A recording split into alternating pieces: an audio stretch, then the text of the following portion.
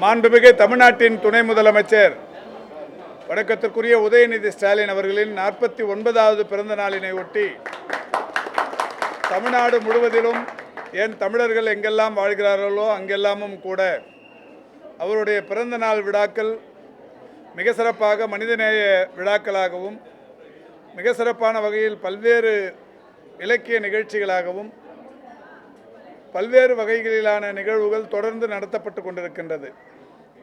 சென்னை கிழக்கை பொறுத்தவரை அரசின் சாதனைகளை, குறிப்பாக கழக அரசின் சாதனைகளை விளக்கி கூறுகிற பொதுக்கூட்டங்கள், திருமுனை கூட்டங்கள் என்றும் பல்வேறு வகைகளிலான இலக்கிய நிகழ்ச்சிகள் என்கின்ற வகையில் கருத்தரங்கங்கள், கவியரங்கங்கள், வாழ்த்தரங்கங்கள், பட்டிமன்றங்கள், பாட்டு பட்டிமன்றங்கள் என்றும் நலத்திட்ட உதவிகள் வழங்குகிற நிகழ்ச்சிகள் என்றும் பல நிகழ்ச்சிகளை மாண்புமிகு இந்து சமய மற்றும் அறநிலையத்துறை அமைச்சர் திரு பி கே சேகர்பாபு அவர்கள் மிக சிறப்பாக ஏற்பாடு செய்து ஒரு மாத கால நிகழ்ச்சிகள் என்று வடிவமைத்து ஒவ்வொரு நாளும் நிகழ்ச்சிகளை நடத்தி திட்டமிட்டு நடத்தி சிறப்பித்துக் கொண்டிருக்கின்றார்.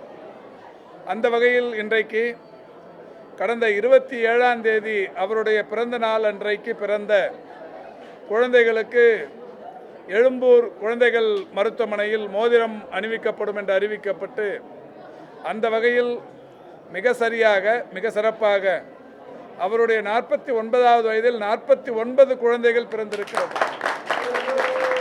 49 குழந்தைகளுக்கும் இன்றைக்கு மாண்புமிகு அமைச்சர் அவர்களும் நாமும் நம்முடைய எழும்பூர் பகுதி நிர்வாகிகளும் கழக முன்னோடிகளும் குழந்தைகளுக்கு இந்த கணையாழிகளை அணிவித்திருக்கிறோம். இந்த குழந்தைகளுக்கான பெட்டகங்களும் இன்றைக்கு வழங்கப்பட்டிருக்கிறது.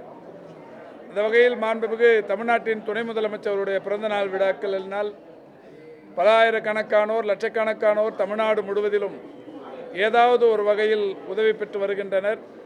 இன்றைக்கு இந்த நிகழ்ச்சி என்பது உண்மையிலேயே பெற்றோர்களும் அவருடைய குடும்பத்து உறவினர்கள் அனைவருமே மகிழத்தக்க வகையில் அரசாங்கத்தின் சார்பிலேயே தாய் வீட்டு சீதனம் என்று சொல்வதைப் போல அவர்களுக்கு பிறந்த குழந்தைக்கு மோதிரம் வழங்கப்படுவது என்பது மகிழ்ச்சி அளிக்கக்கூடிய ஒன்று. எனவே அந்த வகையில் மோதிரங்களை பெற்ற பெற்றோர்கள் மிகுந்த மகிழ்ச்சியை தெரிவித்திருக்கிறார்கள்.